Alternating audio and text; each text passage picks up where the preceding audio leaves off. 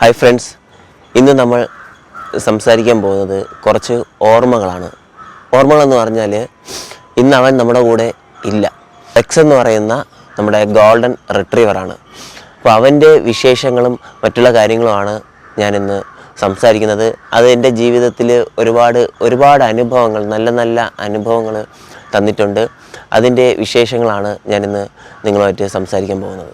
അപ്പോൾ എന്നെ ഒരു ട്രെയിനർ എന്നുള്ള നിലയ്ക്ക്, അതായത് എനിക്ക് ഒരുപാട് അഭിമാനങ്ങൾ തന്നതാണ്. അതായത് നമ്മളിപ്പോൾ പറയാമല്ലോ, ഇപ്പോൾ ഒരുപാട് നമ്മളൊരു കുട്ടികൾ പഠിച്ചൊരു ഡോക്ടറായ എഞ്ചിനീയർ, അപ്പോൾ പല അധ്യാപകരും എന്ന് പറയുന്നത് പോലെ ഇപ്പോൾ ഞാൻ പഠിപ്പിച്ചു എന്നുള്ളതിൽ എനിക്ക് ഏറ്റവും അഭിമാനമുള്ളത്, അതായത് ഒരുപാട് സിനിമകളായിക്കോട്ടെ, അതുപോലെ തന്നെ ഡോഗ് ഷോയിലും അതുപോലെ പബ്ലിക്കായിട്ടുള്ള പ്രോഗ്രാംസിലെല്ലാം, അതായത് ലൈവായിട്ടുള്ള ഡെമോൺസ്ട്രേഷനിലെല്ലാത്തിലും അവൻ്റേതായൊരു നല്ലൊരു ടാലൻ്റുള്ള ഒരു ഡോഗായിരുന്നു. ഇവനെ കിട്ടുന്നതെന്ന് പറയുന്നത് ഒരു 50 ദിവസത്തെ പ്രായത്തിലാണ് ഞാനിവനെ എടുക്കുന്നത്. ഇപ്പോൾ റെക്സിൻ്റെ അച്ഛനും അമ്മയും എന്ന് പറയുമ്പോൾ ഏകദേശം 10 മാസം മുതൽ ഞാൻ കാണാൻ തുടങ്ങുന്നതാണ് റെക്സിൻ്റെ അച്ഛനെയും അമ്മയും. അവർക്ക് 10 മാസം പ്രായമായ സമയത്ത് അവരുടെ പേര് നെസ്സി ആൻഡ് ഗാസ്പി എന്നാണ്. അത് ഷോർട്ട് ഫോമിൽ ബി ആൻഡ് സി എന്നാണ് വിളിക്കാറുള്ളത്. അപ്പോൾ അത് എൻ്റെ ഒരു സുഹൃത്താണ്. പുള്ളി പുറത്തു പോയ സമയത്ത് അവരുടെ അച്ഛനും അമ്മയും മാത്രമാണ് ഇവിടെ ഉള്ളത്. അപ്പോൾ അവരുടെ പെറ്റായിട്ടാണ് ഇവരെ രണ്ടുപേരും വളർത്തുന്നത്. അപ്പോൾ അവരുടെ കാര്യങ്ങൾ, ഹോസ്പിറ്റലിൽ കൊണ്ടുപോകുന്നതും കുളിപ്പിക്കുന്നതും എല്ലാ ഡീറ്റെയിൽ ആയിട്ടുള്ള കാര്യങ്ങളും ഞാനാണ് നോക്കിക്കൊണ്ടിരിക്കുന്നത്. ഇന്നും റെക്സിൻ്റെ അമ്മയുണ്ട്. അപ്പോൾ ഏകദേശം 11 വയസ്സോളം ആയി. അപ്പോൾ റെക്സിനെ ഞാൻ വാങ്ങിക്കാനായിട്ടുള്ളൊരു കാരണം എന്ന് പറഞ്ഞാൽ, ഫസ്റ്റ് ഡെലിവറിയിൽ റെക്സിൻ്റെ അമ്മ ഡെലിവറി ആയ സമയത്ത് ഒരു പപ്പി ഒരാൾ വാങ്ങിക്കൊണ്ടുപോയിട്ട് ട്രെയിനിങ് ചെയ്യാനായിട്ട് എൻ്റെ കയ്യിൽ ഏൽപ്പിച്ചതാണ്. അങ്ങനെ ആ ട്രെയിനിങ് ചെയ്ത ഡോഗ് എന്ന് പറയുന്നത് റോൺ എന്നാണ് അവൻ്റെ പേര്. അവനെന്ന് പറഞ്ഞാൽ നല്ല രീതിയിൽ ഫയർ ജമ്പ് കാര്യങ്ങളെല്ലാം ചെയ്യും. അത് ജമ്പിൻ്റെ മാത്രം സ്പെഷ്യലിസ്റ്റാണ് റോൺ എന്ന് പറഞ്ഞാൽ. അപ്പോൾ എനിക്ക് വളരെ ഇഷ്ടപ്പെട്ടു. കാരണം വെച്ചാൽ നല്ല രീതിയിൽ മനസ്സിലാക്കുന്നുണ്ട്, കാര്യങ്ങളെല്ലാം ചെയ്യുന്നുണ്ട്. അപ്പോൾ അത് കണക്കാക്കിയാണ് ഞാൻ വിചാരിച്ച അടുത്തൊരു ലിറ്ററിൽ ഞാൻ എന്ത് ചെയ്യാം, ഒരെണ്ണം വാങ്ങിക്കാം എന്നുള്ള രീതിയിൽ എൻ്റെ മനസ്സിൽ വന്നത്. കാരണം വെച്ചാൽ നമ്മൾ ഇവിടെ നിന്ന് വാങ്ങിയതല്ല, അവർ ആസാമിൽ നിന്ന് വാങ്ങിയതാണ് രണ്ടുപേരെ. അപ്പോൾ അങ്ങനെ ഞാൻ രണ്ടാമത്തെ ഡെലിവറി ആയ സമയത്ത് അതിൽ നിന്നും ഏകദേശം ഒരു 10-20 ദിവസത്തോളം എല്ലാവരെയും പഠിച്ച്, അവരുടെ സ്വഭാവമൊക്കെ പഠിച്ച് അതിലെനിക്ക് ഇഷ്ടപ്പെട്ട ഒരാളെ സെലക്ട് ചെയ്ത് അങ്ങനെയാണ് ഞാൻ റെക്സിനെ വാങ്ങിക്കുന്നത്. അങ്ങനെ ഞാനിവനെ വീട്ടിൽ കൊണ്ടുവന്ന് ആദ്യമായിട്ട് ഇവനെ പേരെല്ലാം ഇട്ടു. ഒരു 6 മാസത്തോളം അവനെ നല്ല രീതിയിൽ ട്രെയിനിങ് ചെയ്ത് എൻ്റെ കൂടെ, എൻ്റെ വീട്ടിലായിരുന്നു അവൻ്റെ താമസമെല്ലാം ആ ഒരു 6 മാസ കാലയളവ്. അപ്പോൾ അത് കഴിഞ്ഞിട്ട് ഒരു 2 വയസ്സ് വരെയും അവന് സിനിമയോ വർക്കോ കാര്യങ്ങളോ ഒന്നും ഇല്ല. അപ്പോൾ ആദ്യമായിട്ടാണ് നമ്മൾ റെക്സ് സിനിമയിൽ അഭിനയിക്കുന്നതെന്ന് പറഞ്ഞത് ജയറാമേട്ടൻ്റെ സിനിമയാണ് ഗ്രാൻഡ് ഫാദർ എന്ന് പറയും. അതിൽ അങ്ങനെ റോളായിട്ടൊന്നുമില്ല, ഒരു കൂട്ടിനകത്ത് കിടക്കുക, ഒരു വണ്ടി വരുമ്പോൾ റൗണ്ട് ചെയ്ത് ഇങ്ങനെ കുരയ്ക്കുന്നൊരു സംഭവം, അത്ര മാത്രമേ ഉള്ളൂ. അപ്പോൾ അതായിരുന്നു റെക്സിൻ്റെ ആദ്യത്തെ സിനിമ എന്ന് പറയുന്നത്. അത് കഴിഞ്ഞ ശേഷം ഒരുപാട് സിനിമകൾ നമ്മുടെ റെക്സ് ചെയ്തു. മലയാളം, തമിഴ്, കന്നഡ, ഹിന്ദി, ഒരുപാട് ഭാഷകളിൽ നമ്മുടെ റെക്സ് അഭിനയിച്ചിട്ടുണ്ട്. അതുപോലെ തന്നെയാണ് റെക്സിനെ ഒരു പ്രമുഖനായിട്ടുള്ള ഒരു നടൻ നമ്മളെ റെക്സിന് ലക്ഷങ്ങൾ എനിക്ക് വില പറഞ്ഞു. ഒരു 3 പേര് എന്നോട് റെക്സിനെ കൊടുക്കുന്നുണ്ടോ അവന് വില പറഞ്ഞതാണ്. പക്ഷെ ഞാൻ അവനെ കൊടുത്തില്ല എന്നുള്ളതാണ്. ഇവനെ പലപ്പോഴും പലരും ശ്രദ്ധിച്ചു തുടങ്ങുന്നതെന്ന് പറഞ്ഞത് ഏഷ്യനെറ്റിലുള്ള പൗർണമി തിങ്കൾ എന്ന് പറയുന്ന ഒരു സീരിയലുണ്ട്. ആ സീരിയലിലെ ക്യാപ്സി എന്ന് പറയുന്ന ക്യാരക്ടർ ചെയ്തത് നമ്മുടെ റെക്സ് ആയിരുന്നു. അങ്ങനെ അത്യാവശ്യം കുറച്ച് പേരൊക്കെ ഇവനെ ഇഷ്ടപ്പെട്ടു, പലരും അങ്ങനെ അറിയാൻ തുടങ്ങി. സ്റ്റാർ എന്ന് പറയുന്ന സിനിമയിലും അതുപോലെ തന്നെ പീസ് എന്ന് പറയുന്ന സിനിമയിൽ നമ്മുടെ ബ്രാഡി എന്ന് പറയുന്ന ഒരു വേഷം ചെയ്തത് നമ്മുടെ റെക്സാണ്.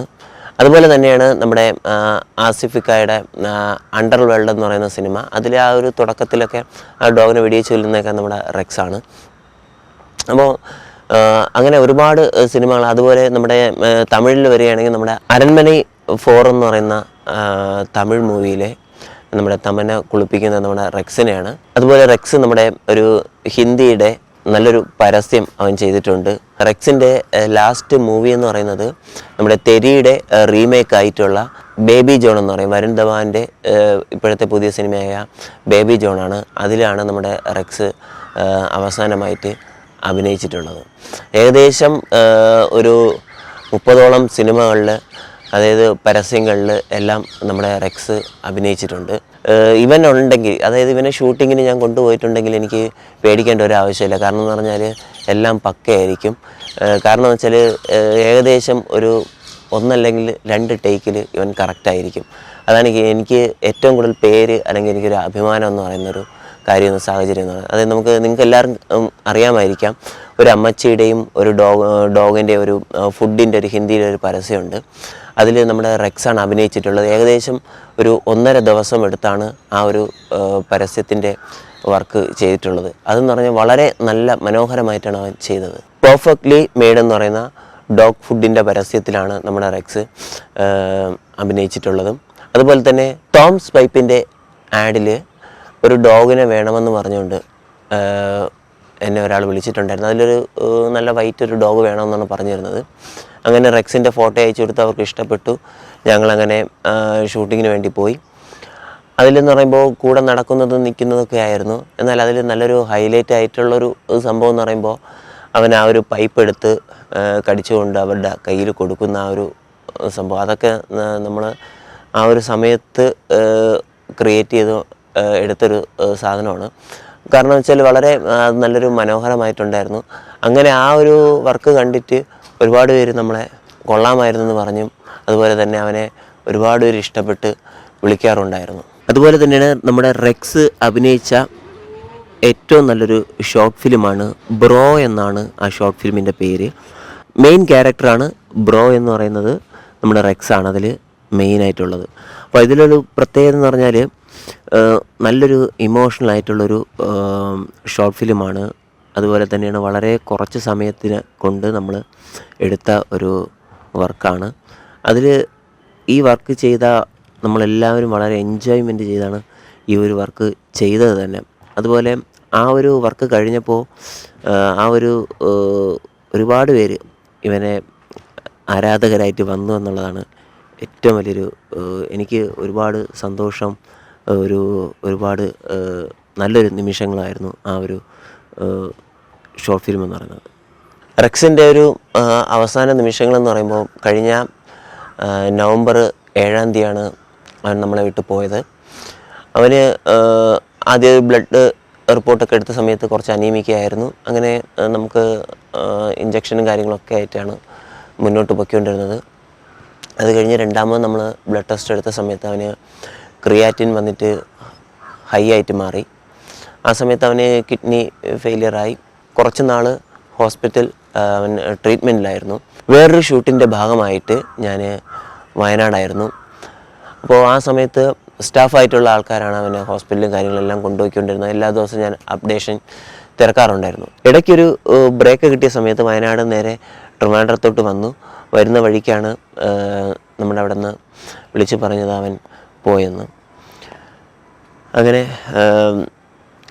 എൻ്റെ ജീവിതത്തിൽ മറക്കാൻ പറ്റാത്ത അനുഭവവും, അതായത് ഒരുപാട് ഓർമ്മകളും എല്ലാം തന്നതായിട്ടുള്ള അതാണ് നമ്മുടെ റെക്സ് എന്ന് പറയുന്നത്. പക്ഷേ ഇന്നും ഞാൻ ചിന്തിക്കുന്നത്, അവനെ കാണണം എന്ന് തോന്നുമ്പോൾ നമുക്ക് ഒരു പരസ്യം കണ്ടാലും മതി, ഒരു സിനിമ കണ്ടാലും അവനുണ്ട് എന്നുള്ളൊരു അവൻ്റെ ഓർമ്മകൾ നമ്മുടെ ഈ സിനിമ ഉള്ള കാലം വരെയും അവനും നിൽക്കുമെന്നുള്ളതാണ് എനിക്ക് ഏറ്റവും ഒരു അഭിമാനവും ഒരു സന്തോഷകരമായിട്ടുള്ളൊരു നിമിഷങ്ങളെന്ന് പറയുന്നത്.